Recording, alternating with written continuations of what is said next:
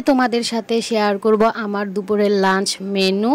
ফার্স্টে আমি নিয়ে নিয়েছি গরম গরম ধোয়াটা ভাত আর একটা লেবু খেতে আমি খুবই পছন্দ করি। প্রথমে নিয়ে নিয়েছি ইলিশের লেজ ভর্তা, আর এই ইলিশের লেজ ভর্তাটা করা হয়েছিল বেশি করে মরিচ, পেঁয়াজ কুচি, ধনিয়া পাতা আর রসুন দিয়ে। গরম ধোয়াটা ভাত আর ইলিশের লেজ ভর্তা জাস্ট ওয়াও কম্বিনেশন। তারপর আমি গরম গরম ভাতের সাথে একটু ইলিশের লেজ ভর্তা নিয়ে একটু লেবু চিপে নিয়ে ভাতটাকে ভালো করে মেখে আমি খেয়ে নিই। সত্যি ইলিশের লেজ ভর্তাটা অনেক মজা হয়েছিল। দিয়ে খাওয়া শেষে নিয়ে নিই আমি এই আলু ভাজাটা। এই আলু ভাজাটা করা হয়েছিল ঝুরি করা ডিম দিয়ে, আর আলু ভাজাটা খেতে সত্যি অসাধারণ লেগেছিল। আমি একটু লেবু চিপে নিয়ে তারপর ভাতটাকে মজা করে খেয়ে নিই। তারপর নিয়ে নিলাম পাট শাক ভাজি। এই ভাজিটা করা হয়েছিল বেশি করে কাঁচামরিচ দিয়ে, কারণ মা বলে বেশি করে কাঁচামরিচ দিয়ে ভাজি করলে নাকি ভাজিটা খেতে অসাধারণ লাগে। আমার কাছে তেমনটাই পাট শাক ভাজি ভালো লাগে না, তাই অল্পই নিয়ে নিয়েছিলাম। না খেলেও খেতে হবে, তাই আমি একটু লেবু চিনি ভাজি দিয়ে ভাতটাকে মেখে খেয়ে নিই। পাট শাক ভাজি খেতে আমার একদমই ভালো লাগে না। তারপর আমি নিয়ে নিই চিংড়ি দিয়ে পুঁই শাক।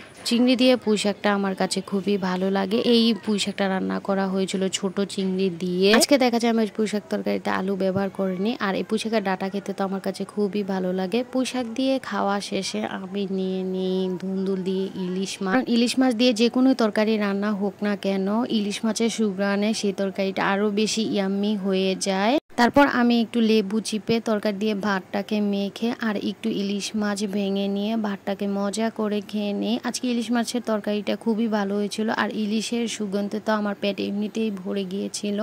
মাশাআল্লাহ, আজকে দুপুরের খাবার আমার বেশ ছিল। আজকে তোমাদের কাছে আমার দুপুরের খাবারের ভিডিওটা কেমন লাগলো অবশ্যই কমেন্টে জানাবেন, আর কার কার ইলিশ মাছ খেতে পছন্দ অবশ্যই কমেন্টে জানাবেন। আজকের মতো বিদায় নিচ্ছি এখানেই। আল্লাহ হাফেজ।